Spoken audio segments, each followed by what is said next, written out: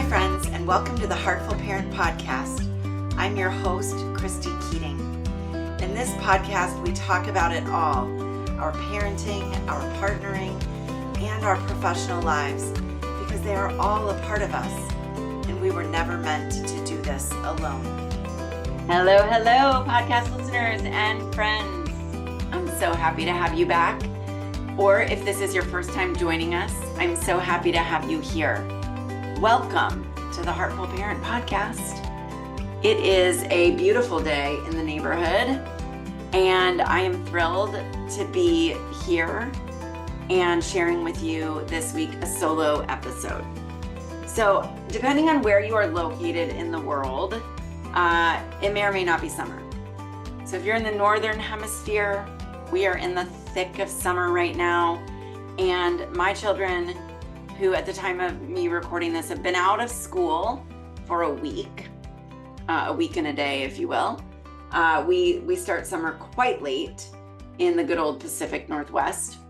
Some of you may, be well into summer, weeks, month, even into summer at this point, or more. But if you're in the Northern Hemisphere, suffice it to say, it's summer. It's probably hot where you are. It's probably sunny where you are. It may be too hot, too sunny. You may be done with it. But kids are likely not in school. Now, if you're in the Southern Hemisphere, I realize you're in a different situation. It's your winter. Kids are probably in school, or maybe on a short break. And they may not be in quite the same level of freedom as some of the kiddos north might be. Although one of the things we're going to talk about today is that regardless of where you live, whether they're in school or not, the level of freedom that our kids have has actually gone down. So, as I said, this is a solo episode today. And, if you are in the thick of summer, I'm going to share some things that you might try while it is still summer. But if you're not, or if you're listening to this in the fall or at a different time, no worries. Like the things I'm going to share with you, the ideas, the suggestions, the thoughts are things that you can really try and that you can implement any time of the year. Some of them might just be a little bit easier in the summer. So with that, I want to actually start today's podcast with a story. Story time from my own life. And I'm going to give you a little bit of background, and then I'll dive into the story, and then I'll tell you why this story is relevant. So when I was growing up, I went to sleepaway camp out of state for many, many years at a place that I loved. It is near and dear to my heart. And it is, it's just a really, really special place. And so I knew when I became a parent that I wanted my children to have the experience of attending this camp out of state. And my older daughter, who turns 15 later this summer, has been attending this camp since she was in first grade. And my younger daughter has now attended twice. They added a little kids session on. And so she attended in kindergarten for 3 days and this year for 5 days. So she's 7. And my husband and I, because she was only going to be there for 5 days and we have friends in the state where this camp is located, we flew her down, dropped her off at camp, spent 5 days playing without kids, and then picked her up and flew home. My older daughter at the time was being looked after by my folks and was in the middle of finals, so she wasn't able to go with us. But because my younger daughter had been down at this camp and we had flown her down there and back, both of us, we had hoped, as we have done in the past, to save some expense and some time and to not fly with my older daughter. So we made arrangements. We made arrangements for her to fly by herself. And by that, I mean, I bought her a ticket, right? I called up good old Delta Airlines. And yes, I'm going to call out the specific airline here. called up Delta Airlines, with the help of an agent, bought her a ticket that would get her to and from camp. And then we have dear friends who live in the state where this is located, and they are thankfully willing to help us out by picking her up from the airport, getting her to camp, and then picking her up at the end of camp and getting her back to the airport, which is amazing. And we are so grateful for friends like that. Okay, so that's the background. So this year, as I just said, we called up Delta, booked her a ticket, and then, had these friends organized to pick her up. We have done this before. She did this last year where she flew down by herself, was picked, made her way out to baggage claim where she met our friend. They got her to camp, and same thing on the reverse end. Okay.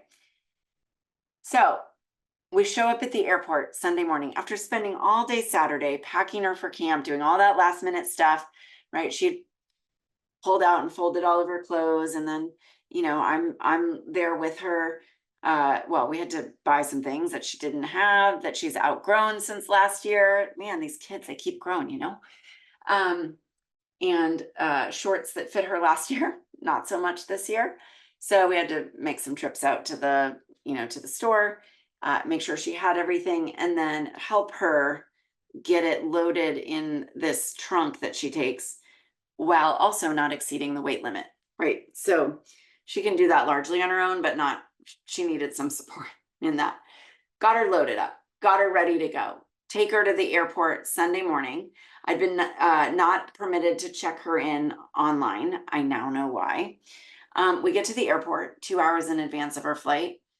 And side note, another frustration with Delta, they had 2 agents working in the international check-ins and other needs line, right? If you weren't able to just go to the gate, or you didn't have the ability to just check your bag yourself, they had 2 agents helping people. So we get in line, we wait for over an hour. We're now within 45 minutes of my kiddo's flight, and we're not at the front of the line yet. I'm starting to panic. How are we going to get through security? How are we going to get, right? Get this trunk on the flight, et cetera, et cetera. Finally get up to the front. About 40 minutes, T-minus 40 to flight time. And I said, I'm checking in my daughter. We need to get her bag checked. And I wasn't able to check in online, so I'm doing that now. And the lady says, oh, yes, well, because of her age, reminder, she's 14. She will be a sophomore in high school.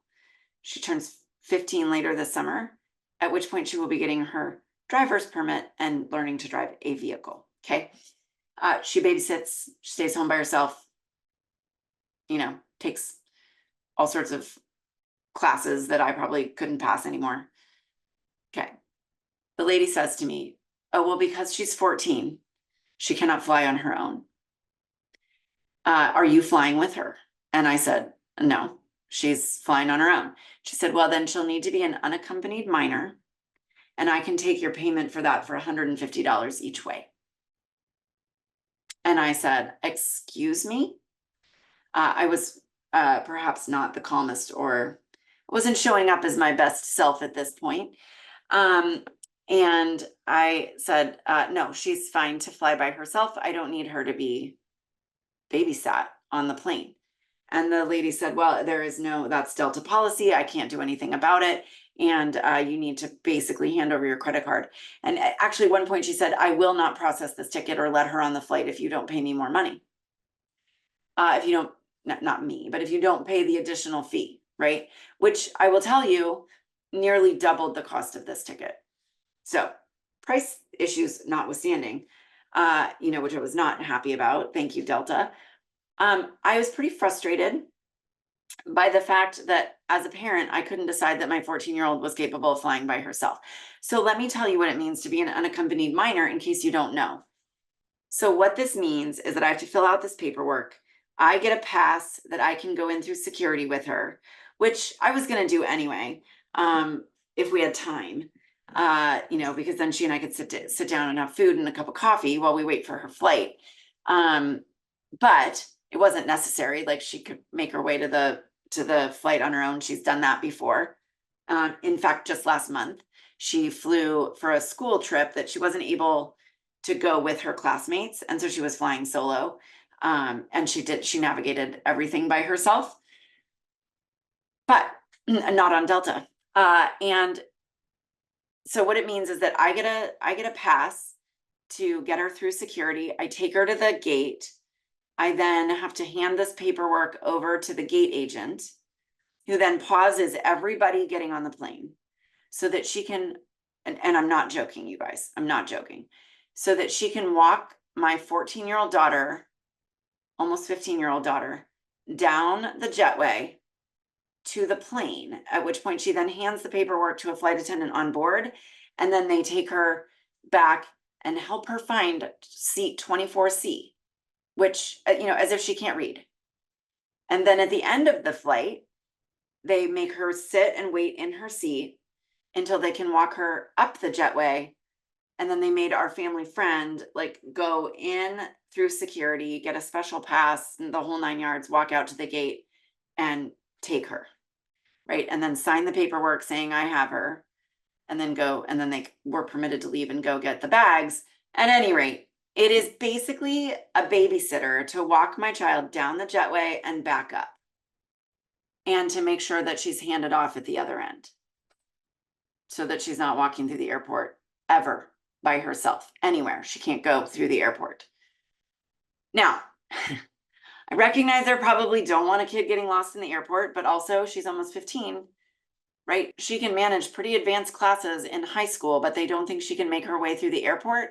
And if they're actually concerned about a child getting lost between the gate and the door of the airplane as they walk down the jetway, then folks, we have bigger issues than an unaccompanied minor, right? I don't know where they thought she was going to go, that she couldn't even walk herself down the jetway.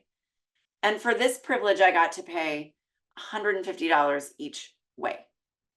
Now, money issue notwithstanding, and yes, this feels like a massive money grab by Delta because other airlines charge only $50 for this.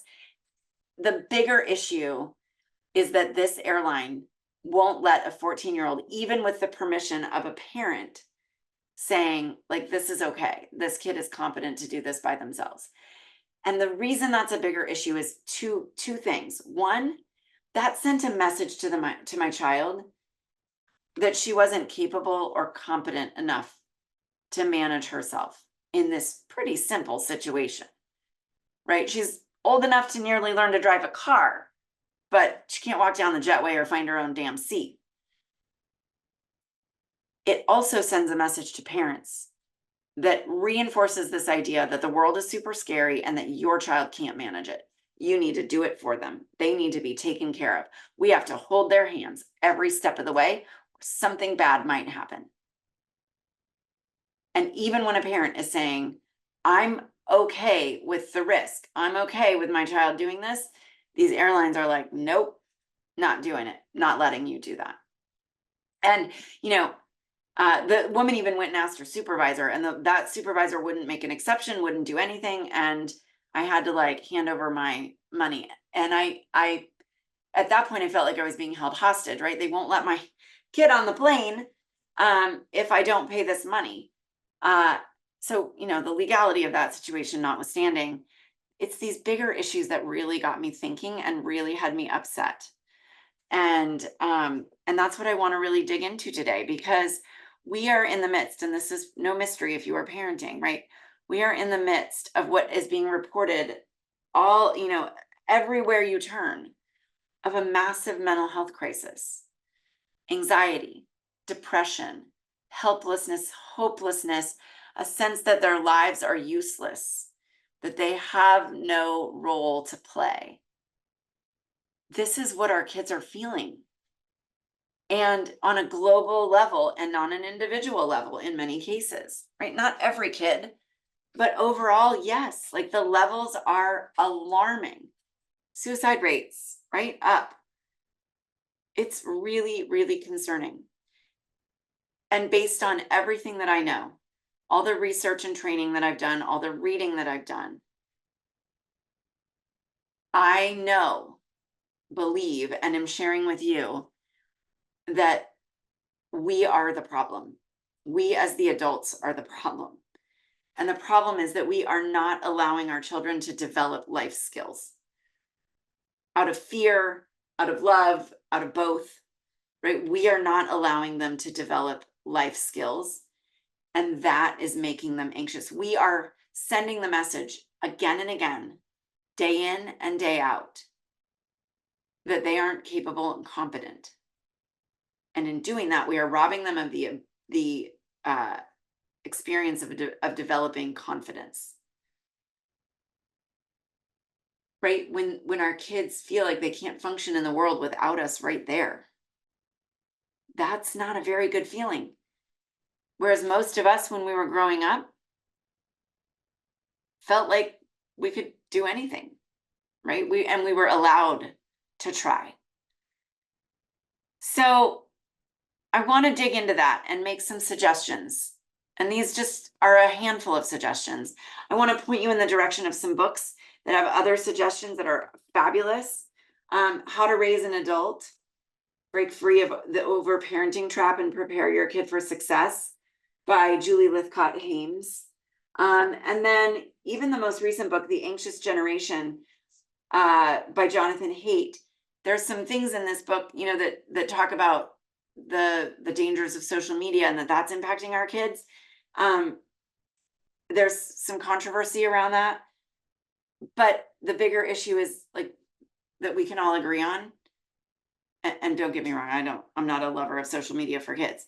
But the bigger thing that this book talks about is just how we are depriving them of competence building experiences. And so those two books are really great. I may mention one or two others as we go here, but I want to give you some suggestions, because it's one thing to point out the problem, but then what do we do? What do we do about it? So there's 5 things I think we can each do at home and that we could do today. There are things that you could do today. And then there's 5 or 6 things I want to share with you that out in the world. Now, some of these are appropriate no matter the age of your children. Some of them are appropriate as they hit those tween and teen years, okay? And obviously you need to know your own individual child, but also don't underestimate your own individual child, right? We are chronic underestimators, and in other contexts, overestimators. We expect our kids to be more regulated, more calm, more responsible, more organized, more ambitious than is probably age appropriate. And then on the flip side, we think that they are less capable of taking care of themselves, of managing themselves, setting routines, getting places, doing things, right? We have this really bizarre habit, I think, in Western culture of, as I said, both underestimating and overestimating our kids, and we need to knock it off. But here's some ways to do that, right? Here are things that we can do to help our kids develop a sense of competence and confidence. All right, so number 1, have family meetings and include collaborative problem solving as a part of those family meetings. And to the extent possible, you stay out of it and let your child and children, if you've got them, solve problems on their own. If you only have one child, you need to be more engaged. But like, to the extent that we can put the problem solving baton in the hands of our kids, let's do that. If you don't know how to have a family meeting and you don't know what I'm talking about with collaborative problem solving, I want you to go back and listen to the podcast episode about that. We will drop a link for that in the show notes, because I lay out exactly how to have a family meeting and how to problem solve and teach them to problem solve.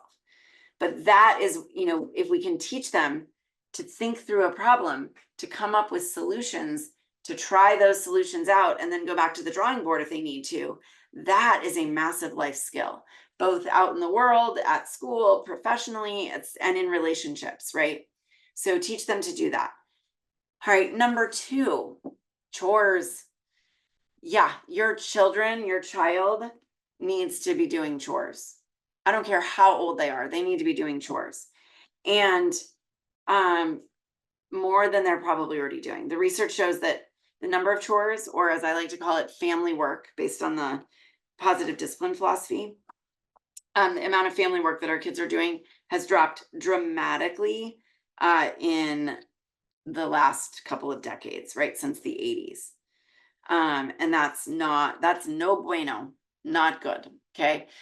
Because there is research, like really compelling research that's been done by Dr. Diana Baumrind that demonstrates the most successful kids are those kids that have more chores and that started them by age 3 or 4. And what she means by successful, right, those kids who are most successful began doing chores at age 3 to 4 years of age. And what she defines as success is not using drugs, having quality relationships, finishing their education, and getting started in a career. That's a level of success that I would like for my child, right? So, and then those kids who didn't start doing chores until their teen years were comparatively less successful. Now, that doesn't mean that it's too late and that you shouldn't do it if they're already teenagers or they're already young adults and they're still living in your home. Like, the more they do to help out in your home, the better off. And if you start that late, so be it. Do it. It's better late than never. But that can really add to their ability to develop competence and go out in the world and to have a job and to finish their education, whatever that is for them. Right? That's so. Have your kids do chores. This is also talked about in the book Hunt, Gather, Parent by Micheline Doucleff, which we'll drop a link for all these books that I talk about down in the show notes. But that, she really talks about the idea that we've taught our children that chores aren't for them. And then when they hit those teenage years, we're like perplexed because they don't want to do chores. And they're saying, well, you taught us those were for adults, right?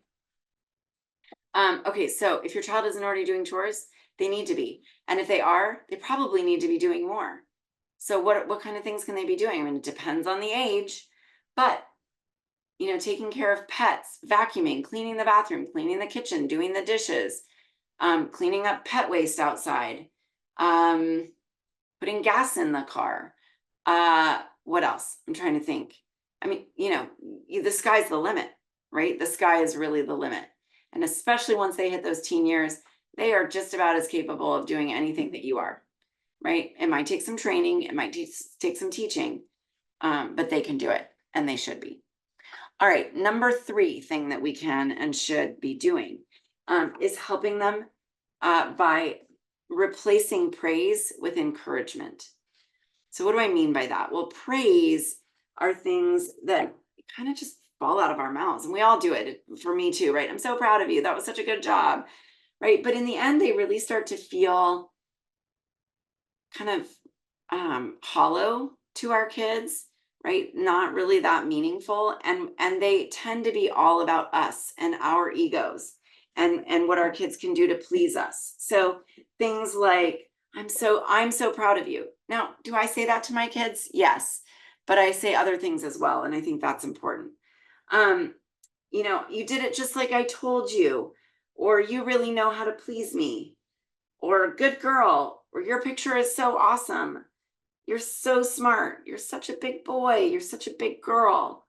You make me so happy when you do that, right? And again, parent ego is getting in that, and it's all about how our children view themselves through our eyes. Encouragement shifts the balance and invites them to see themselves in a positive way through their own eyes. And we do that by saying things like, wow, you must be so proud of yourself. Or you worked really hard. You deserve that A. You worked so hard for it. I have faith in you to learn from your mistakes. Looks like you're having fun doing that. You figured it out. Nicely done. Right? How do you feel about it? And my personal favorite, I trust your judgment. Right? And these kinds of statements are about the child seeing themselves through their eyes and developing their own sense of self, being their own evaluator, their own problem solver, where they're the person that they rely on for that praise, for that, right, for the good stuff. And that is such an important skill for our kids to build. So ask yourself, are you focusing more on praise, or are you doing things that are also encouraging, right? Okay, number 4, don't do things for our kids that they are capable of doing for themselves, right? We have a great, as I said earlier, a great tendency to sort of underestimate our children or to want to do things for them out of love. And so we will do things for them that they are capable of doing for themselves. And most parents will say, well, I do it because I love them, or I do it because they can't do it well. Well, there's some issues with that.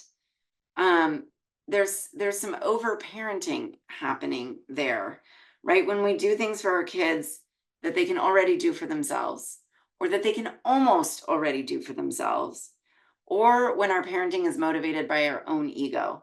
And this actually comes from some research that is done by Dr. Madeline Levine, or Levine.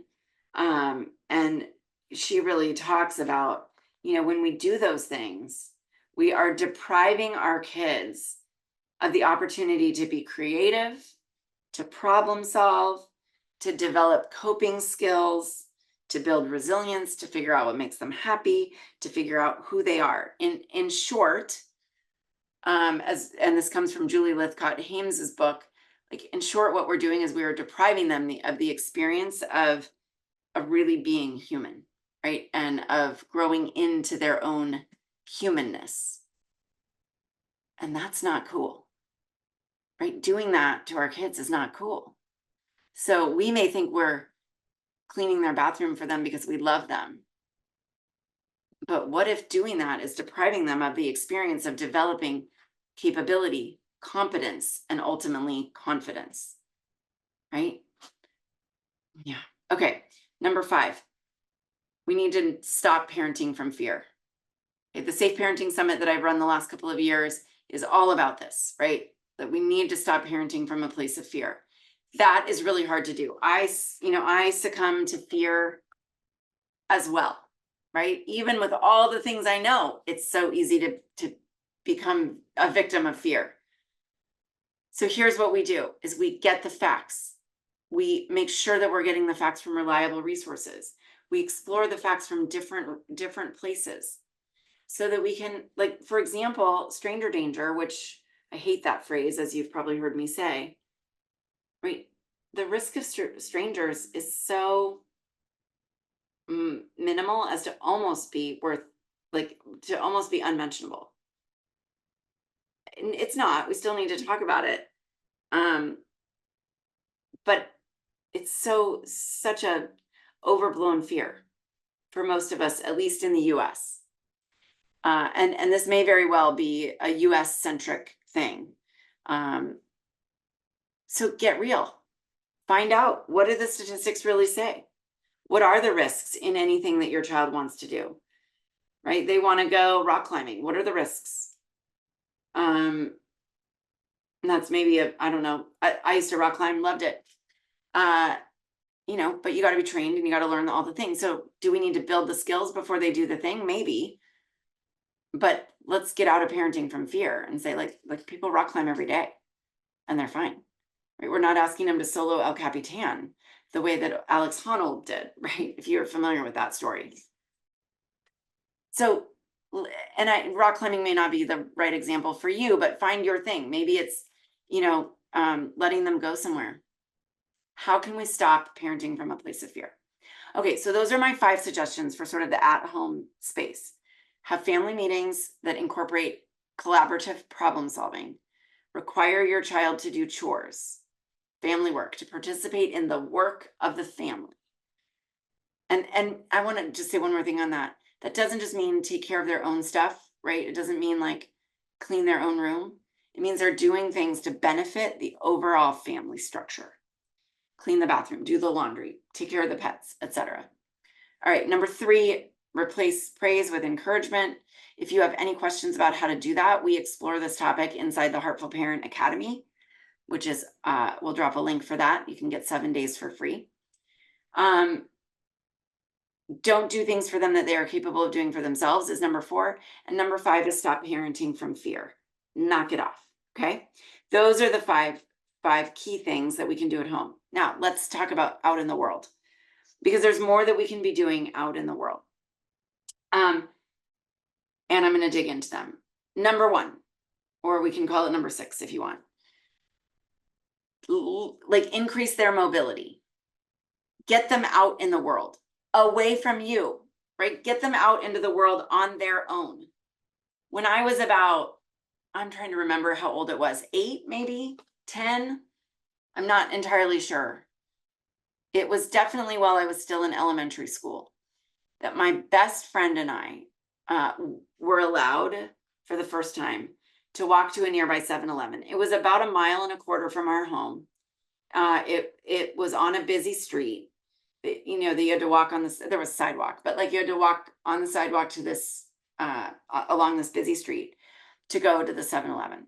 And the day that our parents decided that we were capable of doing that was like the most exciting day of my life at that time, right?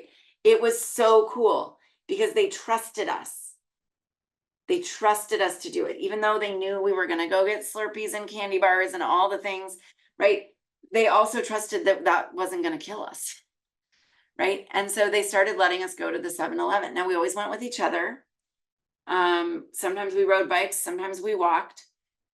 But that was a really exciting moment because I felt like, oh, my parents are letting me out of their circle. And my parents were what I would call, back in the 80s, fairly overprotective in the scheme of things. But that was a huge moment of independence, and I remember it so clearly. Recently, my older daughter wanted to go to the mall with some friends after the last day of school. And there weren't any parents, including myself, who were available to drive them. And so we said, yeah, you can go, but you got to figure out how to get there. Figure out how to ride the bus, right? Figure out what bus to take, what connections, if you need to get a connection. And then once you get where you're going, like how to walk from there to the mall, right? So my teenage daughter did that. She and her friend figured it out. They talked to another friend who was very familiar with the buses, taught them what to do. They got on the bus. They rode the bus from one city to another. They walked to the mall. They hung out at the mall. And think of all the life skills they were practicing in doing that, you know, besides just the public transportation piece, right? They're learning to converse with adults, to say to store clerks, I want that, I don't want that, to tip, to manage a, you know, food order on their own, like all of those things. And some of those, of course, she's done before, but like, she had to manage all of that on her own. That's important life skill building. So I want you to pause and ask yourself, like, are there places where you could let go a little bit? Let your child go out of your sight. If they're younger, let them go outside and ride their bike. Let them go to the nearby neighborhood playground with friends, with a friend, right? You don't need to be watching them every second of every day. And if you're questioning that, think back to what you were doing when you were their age. Maybe even ask yourself, when is the last time your child was outside without you? And if you don't know, or the answer is never, then maybe we need to reevaluate that. Now, if your child's 3, I'm certainly not suggesting you let them go play in the front yard by themselves where they could run into traffic. But if they're 3 and you have a fenced backyard and you know, it's fairly kid-proof, let them out there, let them play. And if you've got a teenager, let them ride the bus, the subway, the light rail, whatever it is where you live. You know, and obviously you want to think about where they're going to be going, what they're going to be doing. But how could you build their independence by increasing their mobility? Okay, so that's number 1. Number 2, send them to sleepaway camp. So this is going to circle back to the beginning. And yes, I know I'm a little biased. I'm not going to tell you the name of the camp that my daughter attends because it's very difficult to get into the camp if you're not a legacy camper. But there are many incredible camps out there. And if you have a young kid and you're interested in the camp my daughter goes to, let me know. And because if they start little, then you can get them in. But if you're waiting till teenage years, your chances are slim to none. Send them to sleepaway camp. My daughter started sleepaway camp when she was 6. Both of them started when they were 6. They are more capable than you think they are. And what an incredible experience. Now, are there safety things to think about? Sure. Yes. And also they'll be fine if you've thought through those things.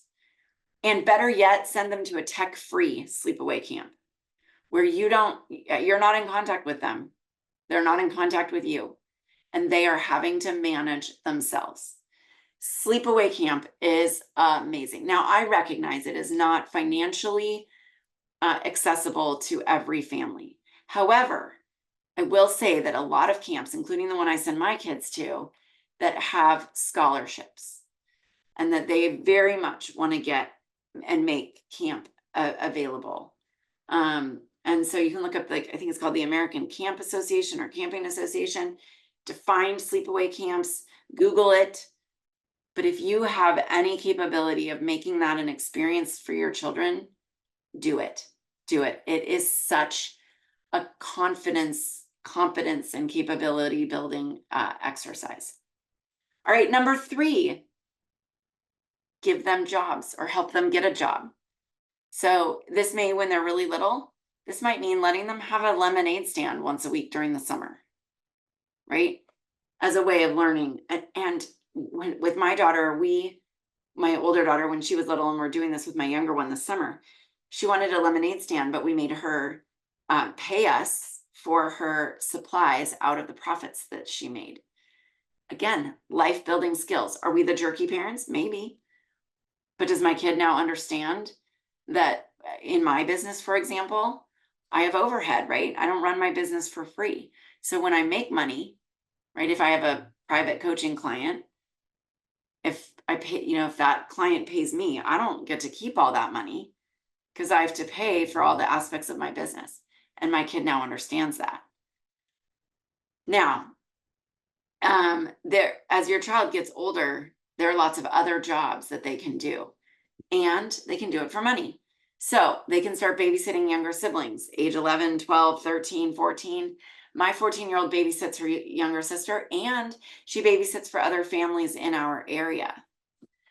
I'll tell you a story about this actually in a few minutes, but she has some other things that she's now doing to earn money. But she's had to earn money. And then when she hits, further along in those teen years, she'll have to get another job during the summer and during the school year, not to the extent that it will impact her school, but 1 or 2 days a week here and there. There are jobs out there. And if we can encourage our kids to get those jobs, it's an incredibly wonderful way to help them grow up. When I was in high school, the year before my senior year of high school, I was a counselor in training at the summer camp that I've been talking to you about. I was away from home for the entire summer. I had to do my own laundry. I had to borrow cars from other people because I didn't have a car. For my days off, I had to learn, what do you do on a day off, right? Like, it was such a growth summer. And I made some mistakes. I'd never had a job before, right? And I had some, frankly, if I'm being real honest with you, I had some growing up to do. I had, been fairly sheltered. And I'm so glad that I learned those things and I made those mistakes when I was 17, so that, I wasn't trying to figure it out when I was 25, right? I got the experience of having a job and learning from that. Okay, number 4, make your kid get their driver's license. I know there are financial aspects to this as well, both the learning process and the insurance. But there's something happening among our youth where when I was growing up, I couldn't wait to get my license. And the second that I did, I was like, see you later, right? Like, when do you need the car back? Because I'm going to be gone for a few hours, right? It was all I wanted. And now we have teens saying, I don't know. And I think that stems from a number of different things. But one is a lack of confidence in their ability to do it. Because up until that point, we've been telling them they need us to hold their hands. Right? My kid, who's supposed to learn to drive this fall, was just told that she couldn't walk down a jetway by herself. from the gate to the airplane, right? There's a real disconnect happening there in terms of, from a global perspective, of what we're expecting of our kids, and they are not feeling ready for it. So make it non-optional. My daughter knows, and she'll say, I'm excited, but I'm nervous. That's probably an appropriate place to be. Nervous is fine. Refusal, not so much, right? For your average kid. Make them get their driver's license. Make them learn how to do it. Have them run to the store for you once they've got it. Have them drive their younger sibling around. Expect them to be responsible. Perhaps they have to help pay for that in some form or fashion with the job that we just talked about, right? But encourage, that's another way of increasing independence, mobility, and building skills. Okay, number 5, and I'll end it here. Find ways for them to nurture and lead. And I'm going to share an example with you. I said a little bit ago that I was going to tell you another story. So a couple weeks ago, or I guess just a week ago at the time that I'm recording this, we had an end of the year picnic, class picnic, that was organized by a parent for all of the kiddos getting out of first grade. So my younger daughter's class. And we decided that we were going to attend this picnic as a family. Now, you can imagine a high schooler being like, you want me to go to a picnic with grown-ups and first graders? Like, that doesn't sound very fun.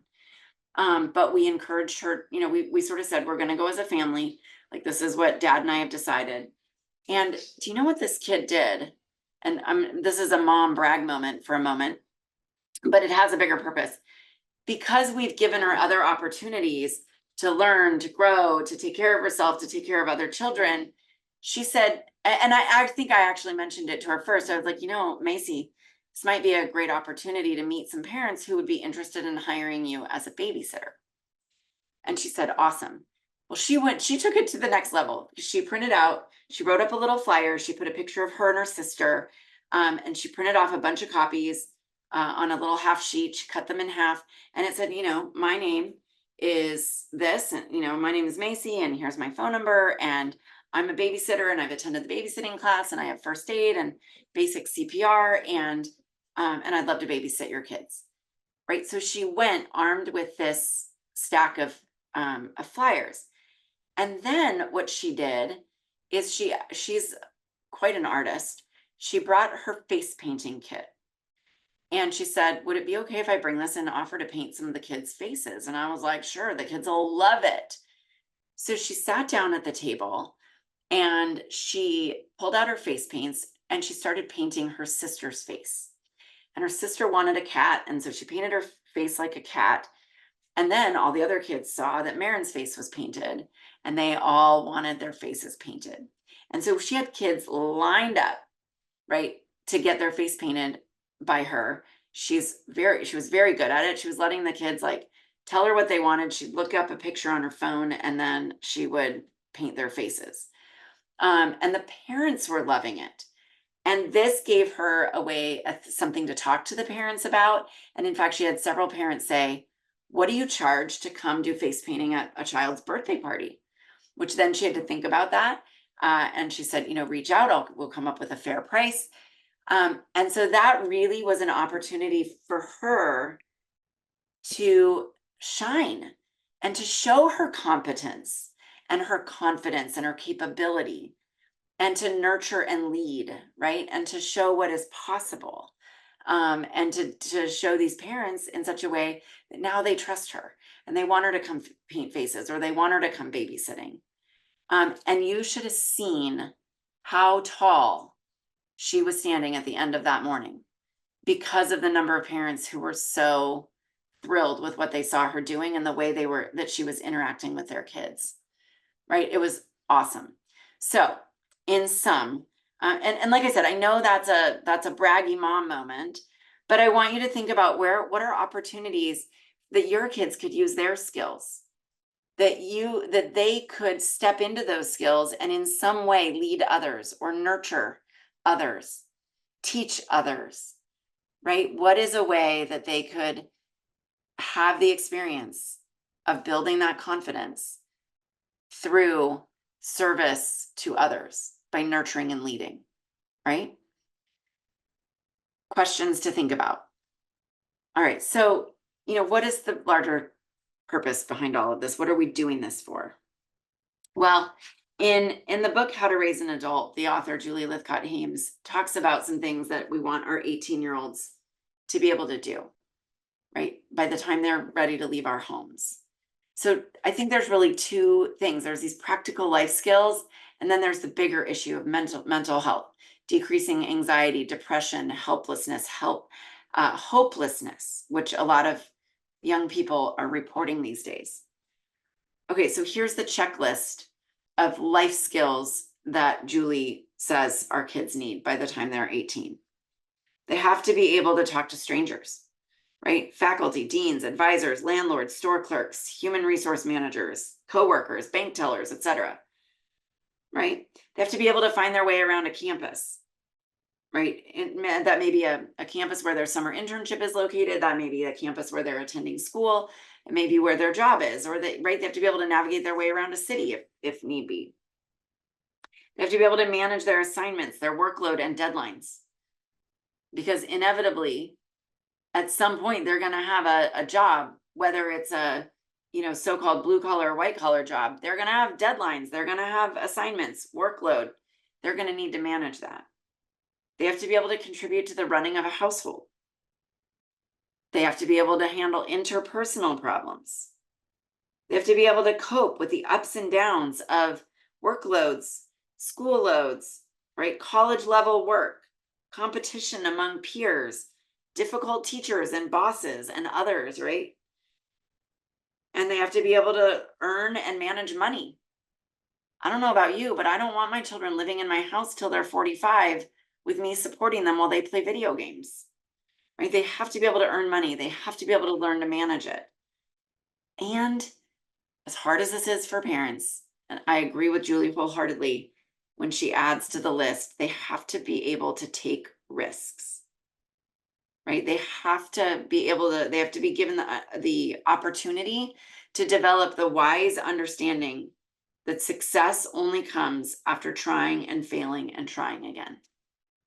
They need that experience. And so that's what this is all about. And that's why I was so upset. Money, certainly was part of it, but that's what had me so upset at the airport yesterday when my child was not allowed to navigate her way through the airport. She wasn't allowed to get herself to or from the gate. She wasn't allowed to walk even down the jetway on her own. And that is damaging to our kids. And I think it's also damaging to us as parents because it reinforces the idea that our kids are not capable. And frankly, right now, we need the opposite to be enforced and reinforced. So take this podcast as, an opportunity to reinforce some of those ideas in your own mind. These 10 ideas, right? The family meetings, chores, replacing praise with encouragement, not doing things for our kids that they can do for themselves, not parenting from fear, increasing their mobility, teaching them through public transit, etc., letting them go to sleepaway camp, having them get a job, learn how to drive a car, and finding ways for them to nurture and lead. We can do those 10 things with our kids. I think we'll be in a pretty good space. They will be in a pretty good space. And I think we have a higher chance of a few things.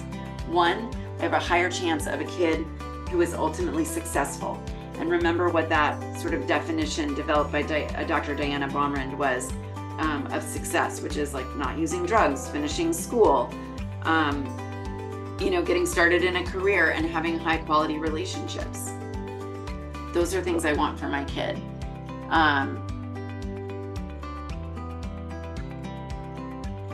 And then we also, with this, I think have a higher chance of helping our children avoid depression, anxiety, and an overall sense that their lives have no purpose and that they're hopeless. Again, things that are being reported by our young people today. I don't want that for your children. I don't want that for my children. So let's do better. Let's do better. Let's question policies like Delta's that won't allow a 14-year-old to fly by themselves. Let's question schools that won't let children walk to school by themselves. Or, my daughter's not allowed to ride her bike to school. My younger one. Let's question those policies. Let's ask why. Let's get real about the facts. And let's do better in our own homes.